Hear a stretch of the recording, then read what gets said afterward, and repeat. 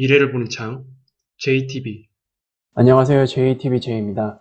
오늘은 글로벌 긴축 공조, 디레버리징이라는 주제로 이야기를 해보려고 합니다. 글로벌 공조에는 부양책만 있는 것이 아닙니다. 물론 부양을 위한 국제 공조도 있긴 하지만 지금 국면은 그런 국면이 아니죠.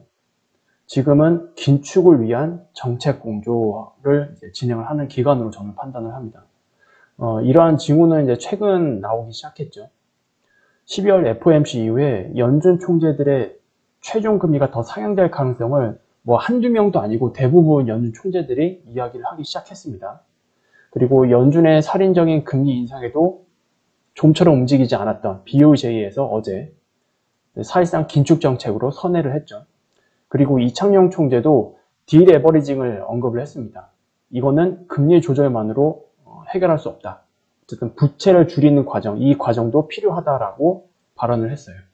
그리고 ECB에서는 0.5% 수준의 금리 인상을 지속해야 된다. 이런 관점. 그래서 전반적으로 보면은 중앙은행들 중에서 이제 긴축은 거의 끝나간다. 이런 관점이 아니고 긴축을 더 해야 된다.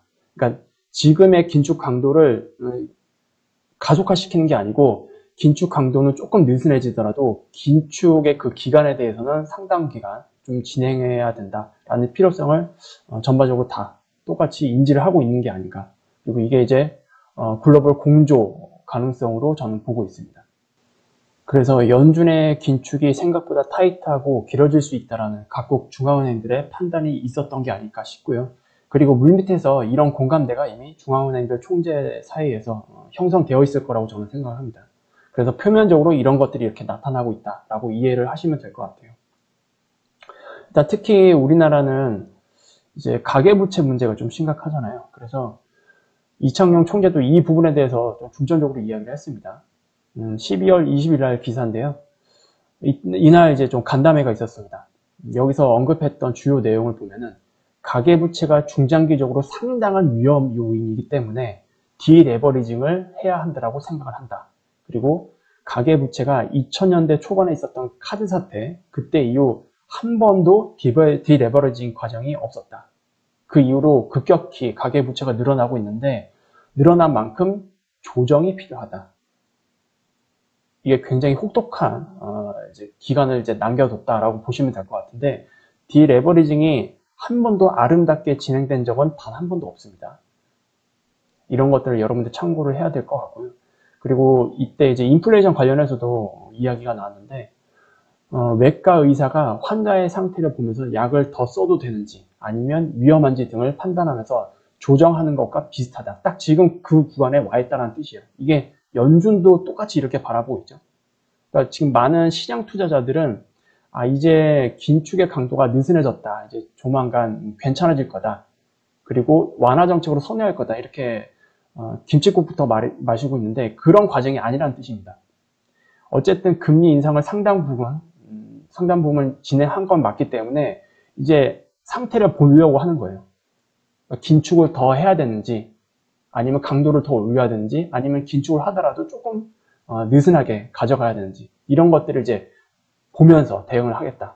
그래서 하는 총재도 연준이 했던 말 그대로 인용을 해보면 데이터 디펜던트 관점으로 정책을 끌고 갈 수밖에 없다. 이 이야기를 한 거예요. 이렇게 그냥 쉽게 풀어서 이야기를 해준 겁니다.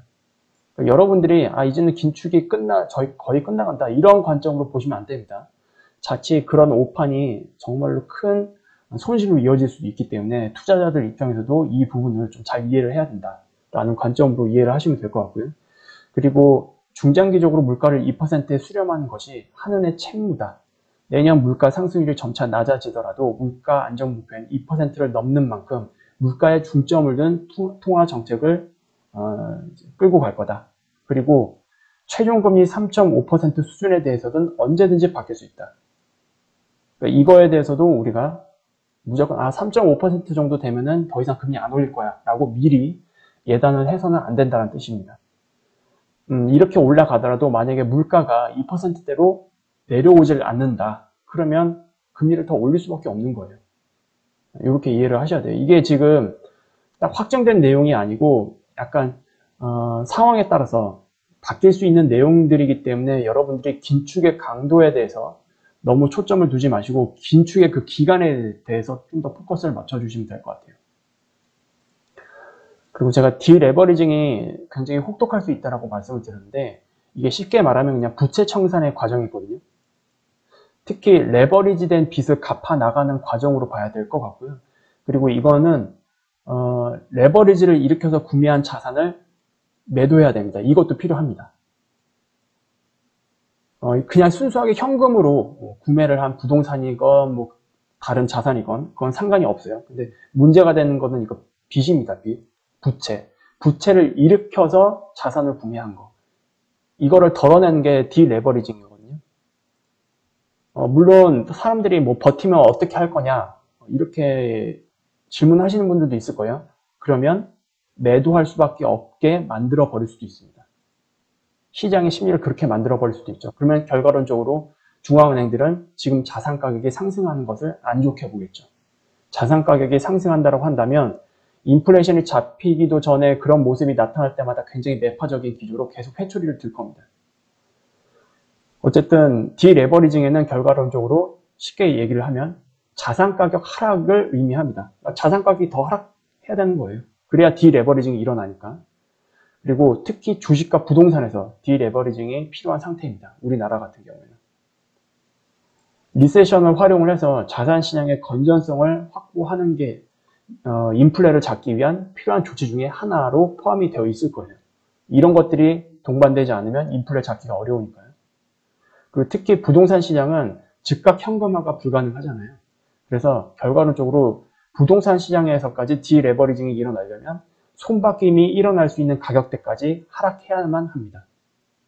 이게 이창용 총재가 언급한 디레버리징이 완료된다라고 보시면 될 것 같아요.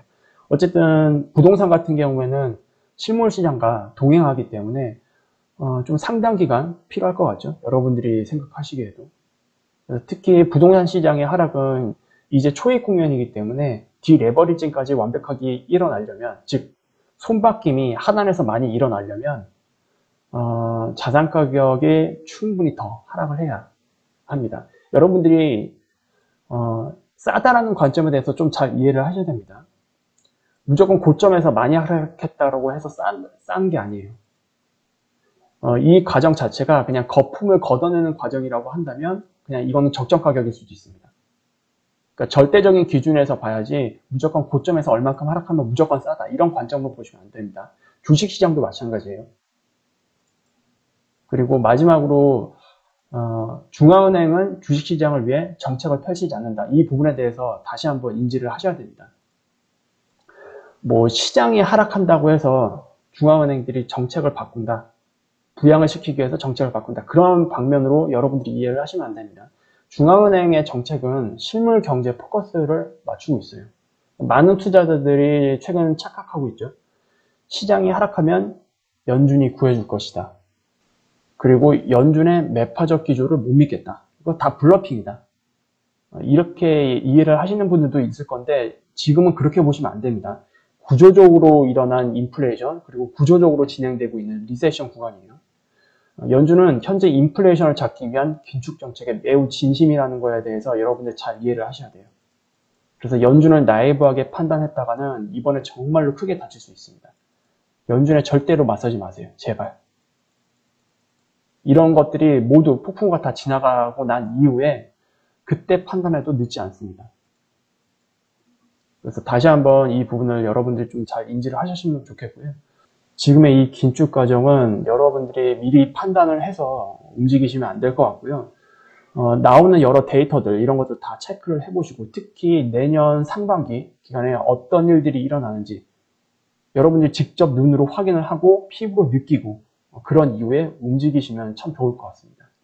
일단 오늘 또 중요한 지표들이 또 발표가 되죠. PC도 있고 그리고 고용 관련 지표도 있는데 지금은 어쨌든 연준 쪽에서 그리고 연준뿐만이 아니고 모든 중앙은행들에서 좀 매파적으로 좀 가고 있기 때문에 이런 매크로 지표들이 나올 때마다 시장이 좀 많이 변동성을 일으킬 수도 있어요. 그리고 이전에도 말씀드렸듯이 12월 FOMC 기점으로 해서 시장은 이제 포커스를 경기로 맞출 겁니다. 리세션에 대한 부분. 그래서 이제는 나쁜 지표가 나오면 나쁘게 반응할 수도 있다는 거. 이런 부분도 여러분들 좀 참고를 하셨으면 좋겠습니다. 그래서 오늘은 이렇게 좀 간단히 마무리하겠고요. 그러면 다음에 더 좋은 영상으로 찾아뵙도록 하겠습니다. 감사합니다.